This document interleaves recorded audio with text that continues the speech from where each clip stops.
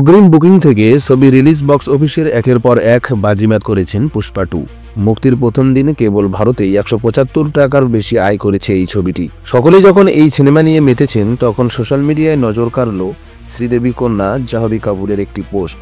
পাশ্চাত্য সিনেমা নিয়ে বাড়াবাড়ি করার কড়া জবাব দিলেন জাহ্নবী। পুষ্পা 2 এর সাফল্য এবং উন্মাদনা এতটাই যে বাকি সব সিনেমা এই মুহূর্তে ফিকে বলা চলে। কারণ অল্লু অর্জুন এবং রশ্মিকা সিনেমা পুষ্পা 2 এর নির্মাতারা সপ্তাহান্তের সমস্ত স্ক্রিন বুক করে রেখেছেন। সোশ্যাল মিডিয়ায় রীতিমতো চলছে এর আলোচনা। ঠিক সেই সময়ে পুষ্পা 2 এর পাশে দাঁড়ালেন জাহ্নবী।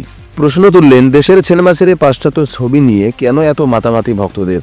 ইনস্টাগ্রামের পোস্টে জাহ্নবী লিখেছেন, পুষ্পা 2 তো একটি সিনেমা, কেন আমরা পশ্চিমের মূর্তি পূজায় এত আচ্ছন্ন থাকব।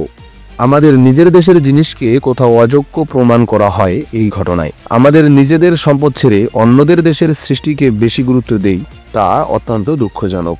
জাহ্নবীর মন্তব্যে কেউ কেউ যেমন তার সঙ্গে সহমত পোষণ করেছেন, তেমনি অনেকে আবার ভিন্নমত পোষণ করেন।